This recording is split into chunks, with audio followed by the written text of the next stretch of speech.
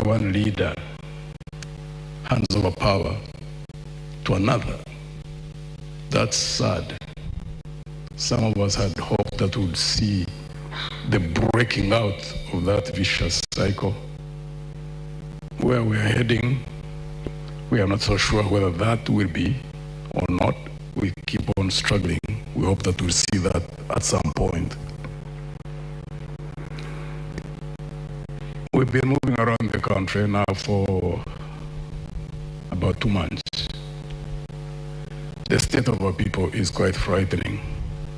Joblessness, the levels of joblessness of the youth, the depth of poverty that you read on the faces of the people, and even what they express. The lack of drugs in hospitals, government hospitals, and very well knowing that there are those who can't afford to go to private hospitals, which means they can't afford the bills, which means that most people just go home to die.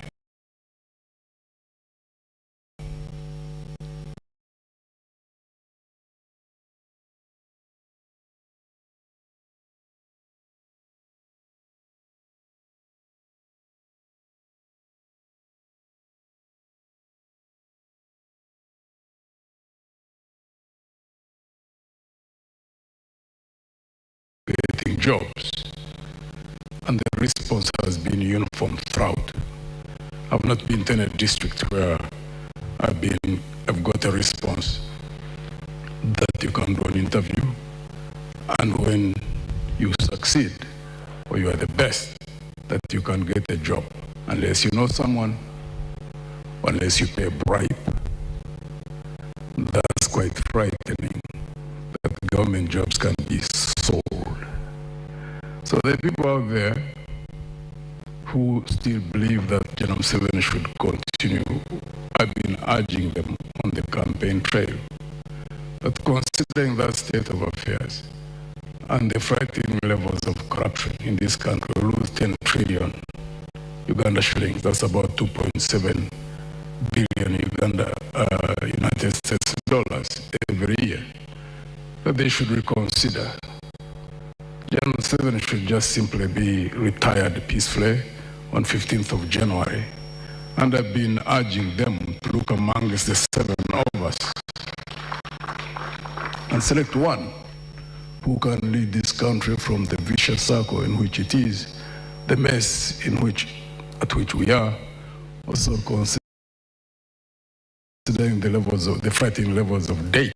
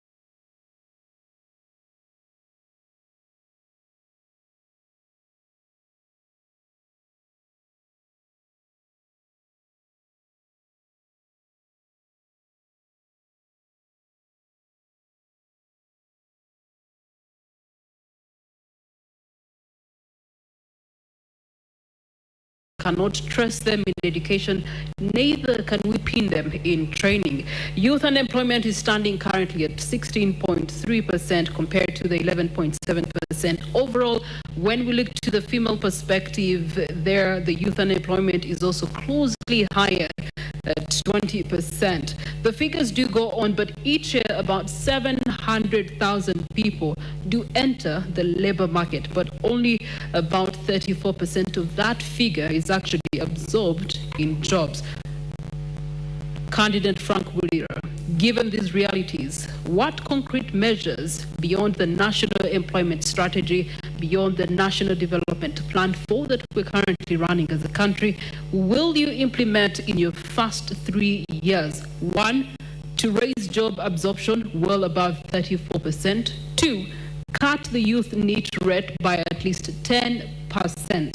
And then 3, to ensure that the additional jobs being created are decent, they are formal, and are creating opportunities rather than incurring a lot of pressure on the informal sector.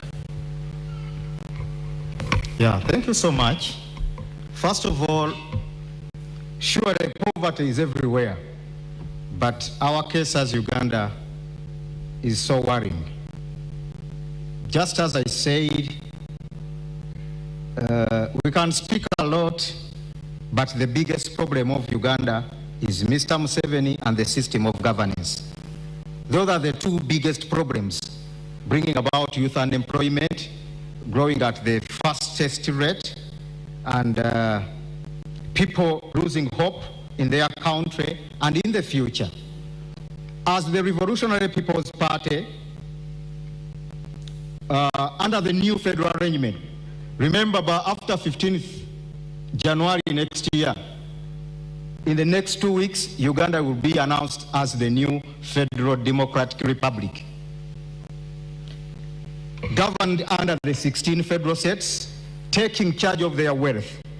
The Revolutionary People's Party is going to take the jobs closer to the people, where they stay.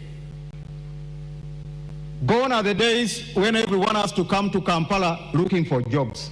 People going to kneel before Mr. Museveni to get survival, including ministers, public servants. You have to meet Mr. Museveni in order to survive, in order for your child to be given a bursary. The federal arrangement is going to take back the jobs in the areas, the 16 proposed federal states making up Uganda.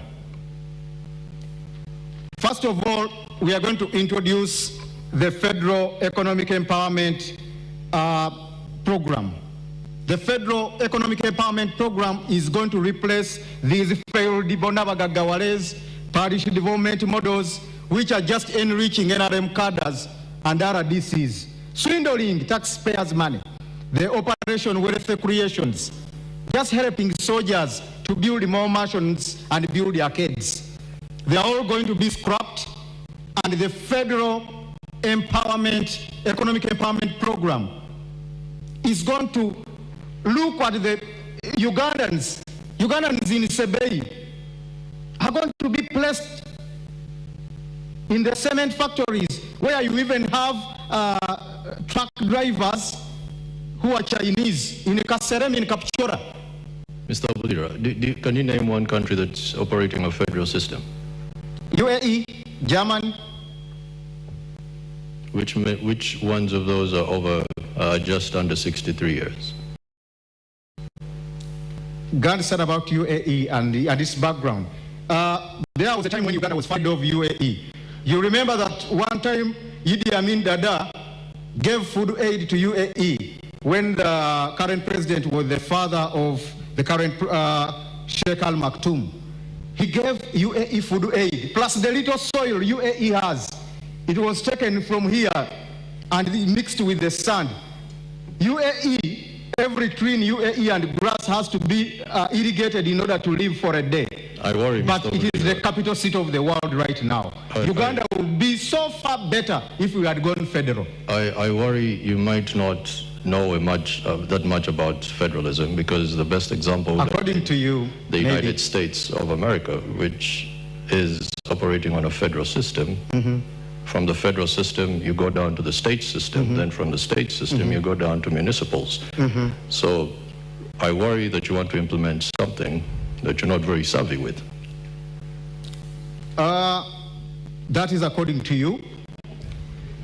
No, this is the biggest economy in the world. So if you're to give an example, at least let's go with one that has... I give the example of UAE because it's the country I know most.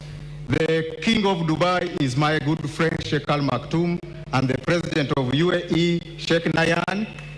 So it is a live example. My second home is in UAE. I've admired a lot from UAE under their arrangement, whereby you don't need to go to Sharjah when you are in Abu Dhabi to get a service. Everything is in a different is well catered for in a particular federal state or province. Provinces are competing. When Abu Dhabi builds a big skyscraper, Dubai will bring Burj Khalifa. When Al Alain does this, you know, in the end, the country ends up developing. In Nigeria, you don't need to go to, if you are in Lagos, you are contented. You don't need to go to Abuja. You don't need to go to Kumasi. So, Kumasi is in Ghana, but thank you. You have run out of time. Thank you, Mr. Bulira. As you can imagine, it is going to be a very heated conversation, and if I do jump in, my credentials might permit me to do that. On to the next candidate. Let's look at Mr. Joseph Mavidizi. Quick question, Mr. Mavidizi. Are you familiar with the Malabo Declaration?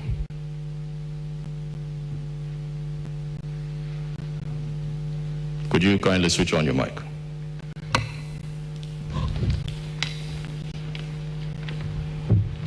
Are you familiar with the Malabo Declaration?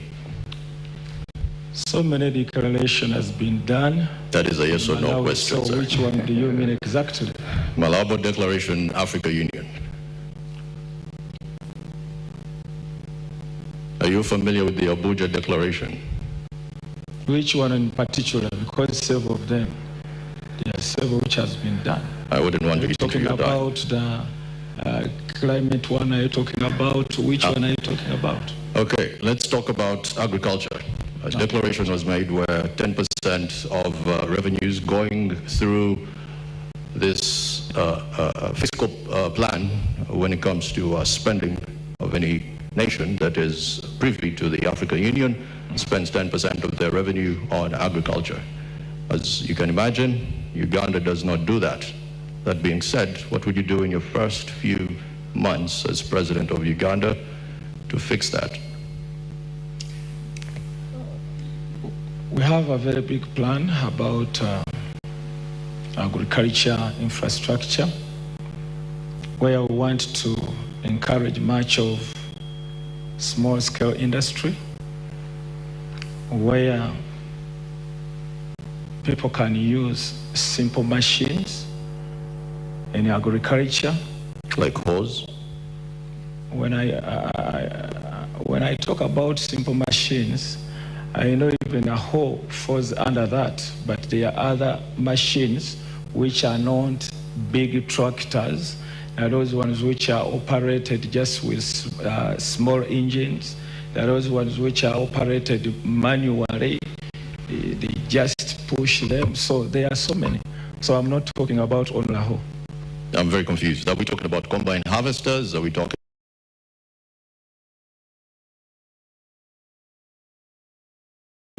John Deere? Are we talking, I'm very confused, going back to plowing with oxen? Which one is it? Give me something concrete. They are tractors, but now I'm talking about the simple machines which use these simple engines, which are affordable. They don't consume in Malaysia. Right. So you can visit Malaysia, because for me that's where I saw them. So that's what I'm talking about, that once we trade that and bring it into our nation, we would have helped a lot in agriculture. But you're addressing something different, because what this declaration say is to have 10% of your GDP. I understand your question. Give me time to answer. Please go ahead. If you want me to answer your way, then it's something else. Please proceed. I have my way, and I can pass either way to answer you. So you want me to give the answer you have? Huh? I have my own answer.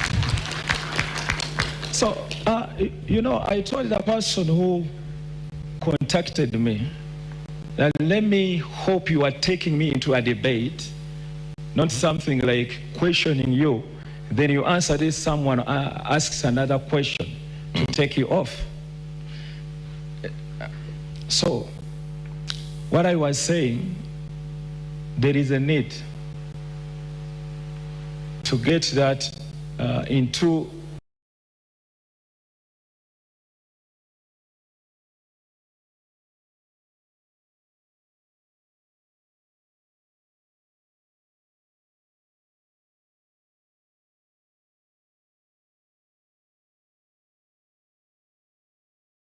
that modernization agriculture.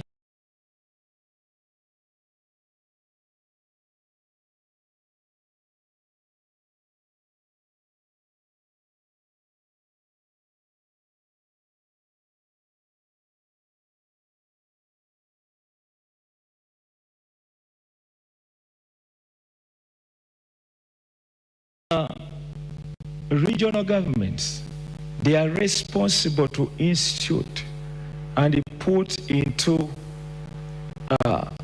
practice what fits their region according to agriculture.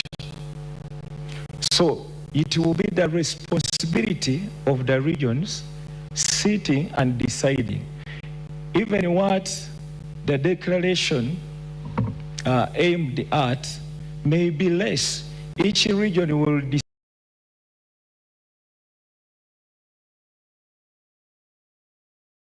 decide according to the need of that region. That's what we call shared power. It's not about only one person dictating that things should move in this direction or the other direction. That will make sense. Thank you. All right, as we dig on, be reminded that our first theme of the night is youth unemployment and economic reset. This is where we'd like to turn to Honorable Robert Chagoranyi Sentamu, the one who has quite a large youth following. These are young boys and girls who need technical skills that are primarily scarce in our country right now. We look to training, we look to education, vocational education, and we also look to tertiary education that is still by and large weak. And also the digital economy is leaving so many people behind. From what you have seen in the many days you have been all over this country, if you were to become president, what immediate reforms will you use to drive an overhaul in TVET and then also build real digital skills and ensure that the young person you have been meeting on this campaign trail is actually not locked out of the future? Thank you very much. And I'm glad you mentioned that indeed we've been traveling all over the country. For me, this is more realistic than idealistic.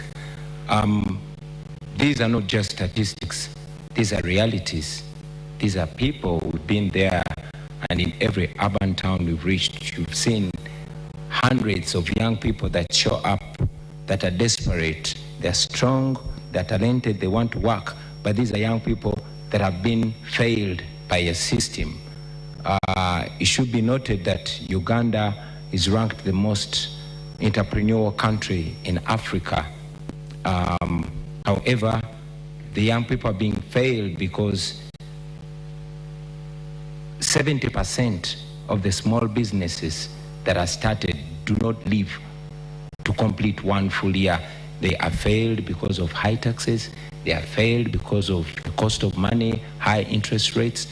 They are failed because of high electricity rates. They are failed because of high transportation, and this comes because of the broken down transport infrastructure. As a national unity platform in a new Uganda, we have a plan of establishing 10 million jobs. Here we're going to do this by leveraging the tourism sector. As you know, Uganda is immensely gifted. We're going to leverage the manufacturing sector, and most importantly, the creative industry. Now, having come from the creative industry, I know the potential of the creative industry. Uganda is equally as talented as Nigeria, or even more talented. But looking at the Nigeria's creative industry, it is almost outcompeting the oil industry. In fact, they call it the new oil.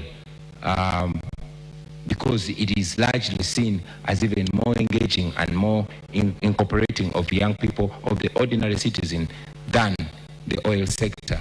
Now, our plan is as follows. First, we want to empower and support the small, medium enterprises and the cottage industries. Now, for the benefit of our voters out there, cottage industries are the small scale industries, mainly in homesteads that are majoring in production.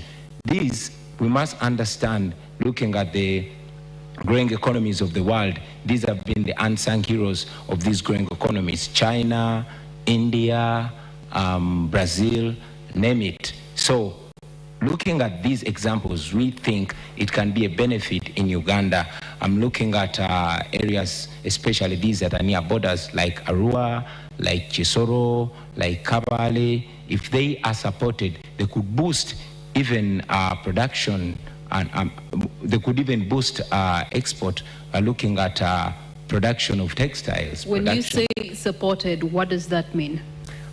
Supported means cutting down, reducing the cost of doing business, reducing the power costs, reducing the cost of money, reducing the interest rates, investing in transport infrastructure. This would make it easier for them, and it would boost them. Also, it's important to mention that in this line, we want to boost production. In our manifesto, we presented our school feeding program, where the government is going to be feeding children at school. Now, the people that are going to be supplying these foodstuffs are going to be the ordinary citizens, and in the new Uganda, the government will work with the parent teachers associations, the PTA, to ensure that they identify not only the most vulnerable, but also the most trusted and competent suppliers, the eggs, the wheat, the rice, the flour, to feed the children. This way, we're going to be able to support even the small producers, the women, and the ordinary people out there. We believe that this is not only going to boost education, but it's going to help in youth unemployment. We also intend to modernize our skills development. Your time is spent, but I'm going to allow you a minute. You have made recognition of manufacturing and tourism. These are high level in terms of strategic for any presidential candidate. Leaders have been describing it as Uganda's economic growth. However, there's one structural problem that still hinders both sectors right now, and that is unreliable power supply and high electricity costs. What's your solution? Well, the high electricity costs can be renegotiated. As government, we can go as far as renegotiating with Bujagali to ensure that the power comes down, because that is what is going to help the productivity. There's one thing, if you allow me, also talk about, that's the exploitation, the fertilization. You're familiar with that. And here you do target tea fertilizers at 30%. Explain to me how this sizzles into working on the youth unemployment problem in the country. Thank you so much. First of all, Uganda is an agricultural country, so it's an agrarian economy. And the youth we have currently, if I give you an example, most of them are living in schools, or they have dropped out of school, but they don't have land. They cannot be able to go on the land to till it. But agriculture employs about 80% of Ugandans. Now, as a government, which should be serious government, should ensure that Ugandan citizens are employed. We're looking at skilling the youth, and you skill them in what you have. For example, we skill them in agriculture, we skill them in construction, we skill them even in ICT. Now, if you skill them in agriculture, that means you are trying to modernize agriculture. And if you're going to modernize agriculture, this youth will be employed in those sectors. I can tell you agriculture can go ahead to employ the biggest number of people. What do you do there? You produce what we call agro-processing. And if you go for agro-processing, those are industries and related industries. And when you bring agro-processing, the youth who have studied, or who have not even unskilled ones, but you can skill them, will go and work in agro-processing. And that's creating jobs. And I can assure you the biggest now where we can create jobs currently is in agro-processing, in agriculture. And Uganda has an advantage, as I said, God has given us the best weather. You can do anything. Now, for example, here we used to have 4 cash crops. And the cash crop meant where we used to get cash. That was coffee, cotton, tea, and tobacco. And the cotton you are raising, it is called, the cotton is called white gold. Now, what has happened? You talked about tea. The tea is called magnetic money. Now, the tea, you see, right now as we speak, the soils which have been growing tea have been taken to do other things. But why we're talking about fertilizers, you need to produce that land to grow more tea. And currently, even the tea which they are growing, there's a lot of debt which they have not paid farmers. And the farmers are getting discouraged. A good government should not make farmers get discouraged. What should be there should be a mechanism whereby if there's overproduction, you have stores, that is called silos. You must be the one, be the catalyst leading the marketing processes. You must be the one even trying to call incubator industries, whereby you can create an industry and hand over. I'll give an example. I didn't fear. Total Uganda, which was, I think, an international policy, they came with a policy of saying younger dealers. What they did, they would give a young man or young lady a petrol station to run. But they would give him fuel to run that petrol station. They would be deducting the margins, but leaving him or some money. Give him a period of about 3 years. They say you must exit, so that they bring another new dealer. And the purpose was to train them how to manage business. Many of them got out and have built their own petrol station. They're up there. If government of Uganda did the same, to do incubation like that, whereby we pattern, even with the private sector. Another example I can give you in the next way. If a company employs disabled people, it gets tax deductions from what this tax. If government of Uganda wants the youth to be employed, they will be employed. How? You go and say you employ this youth in agriculture, you will have the following. 1, tax exemption or reduced tax. 2, you will be given some facilities because the youth will be working and earning a living. The tax deduction and what you are giving is creating the young man or younger lady to be employed. I can tell you, agriculture is one of the places we should invest more money, whereby we can have our youth employed. You talked about... I know you're running out of time. I just want you to touch on this, right? Having worked for the World Bank, Rwanda does a very good job in Nyungwe with the tea processing. How would you use that example to address that? I just want you to help us on that. That's actually a positive, because I'm listening to a lot of sense here.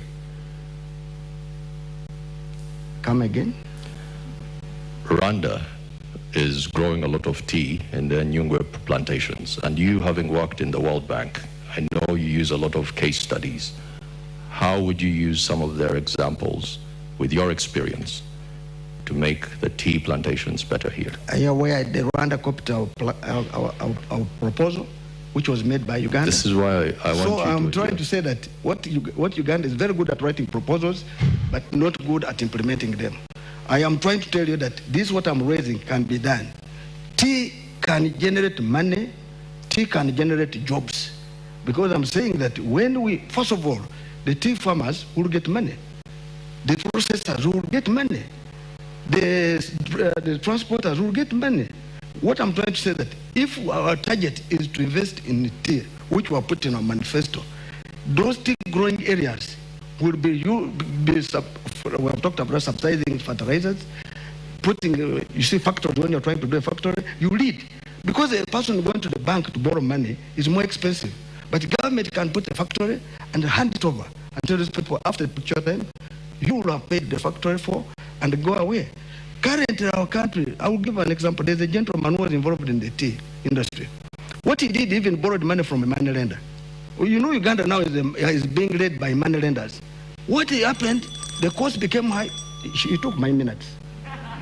Please. Kindly, yeah. He took my minutes.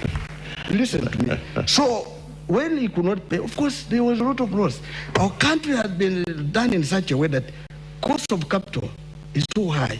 And because even the reason why cost of capital is high is because of government. the biggest borrower is government. So it crowds private credit. And so when someone goes to the commercial bank to borrow, they will say no money, or they give you at an expense, maybe with more conditions.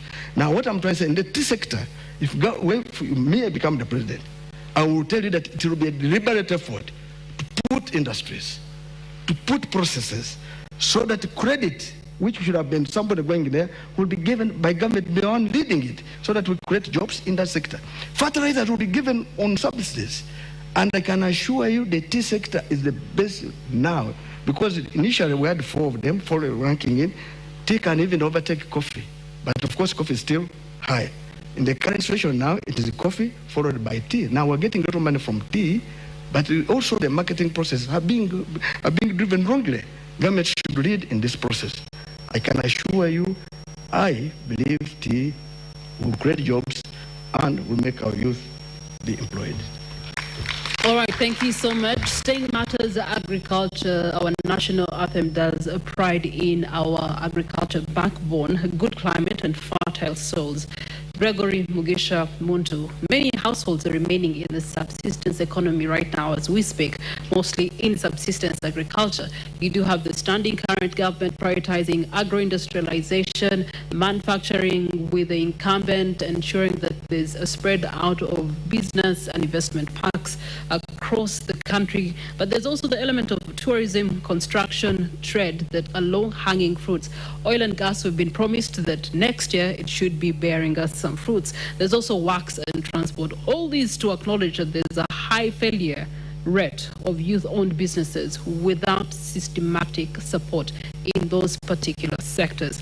How do you intend to actually ensure that there's policies, that there's public investment, that there's procurement that is geared towards ensuring that the young people's uptake into these sectors is one that will help them leapfrog from the statistics we know of?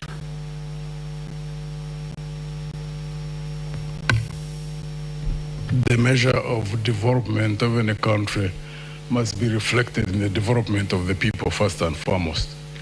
In Uganda, where 70% of the population is in agriculture, fisheries and crop, as well as the dairy industry, you have to focus to lift those people from the levels at which they are. And one of the things which is absolutely sad right now, that there was a total breakdown of extension services. And also, credit is very expensive. Other than PDM, which is touted all over the place, which is only 1 million, it cannot help farmers who want to invest. One, raising money for quality seeds, buying fertilizer in areas where you find that the soils have got depleted, and then buying pesticides for spraying of crops, and also the use of machinery, either tractors or ox plows. That requires capital, and most of these peasants don't have access to capital, and all cooperative unions were literally broken down. It is very amazing that there is actually one fund. It is small, it's not big, the agricultural credit facility, which is given by Bank of Uganda through commercial banks. In the 74 districts where I've gone, I have asked in about 8. It's only in one district of Nwaya where only 2 people raised their hands who were aware of such existence of such a fund. Now you can imagine, this is an agricultural country. There is a regime which touts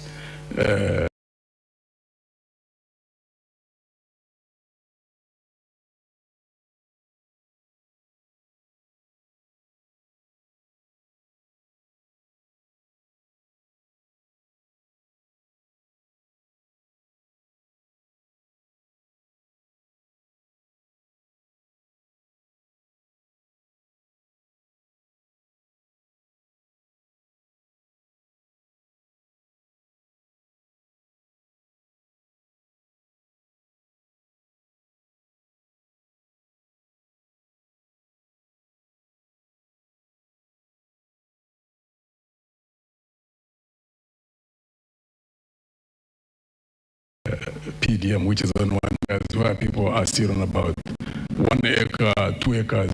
That's that's a totally different approach that will be used. And there also needs to be cheap credit in terms of low interest rate, long-term repayment period for agro-processing. Because agro-processing, once you establish industries successfully and expand them, they become a market for those who are in subsistence farming. And also in the area of tourism, it's a low-hanging fruit. But Uganda is one of the countries in the region which doesn't advertise Uganda or market Uganda. I think the countries which aggressively market the countries is Tanzania, Kenya, and Rwanda. Uganda has entries about 1.2 million tourists who come in.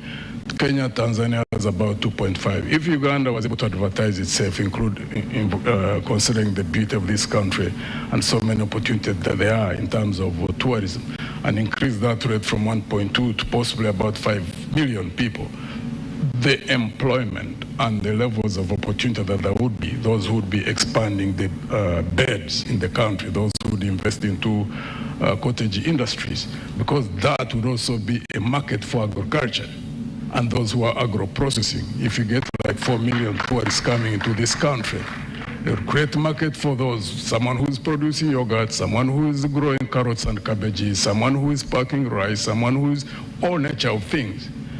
Uganda has not, I think they are sleeping on the job when it comes to tourism. In that regard, this regime, it would be our intention to ensure that we fully exploit the area of tourism, because it's not called a low-hanging fruit for nothing, because investment doesn't take a long time. Marketing itself, once you have skilled advertising, Ugandans, there are so many Ugandans who are skilled in marketing, we can increase the tourist entries significantly in 5 years' time, and it will be a very big area for employment of the youth.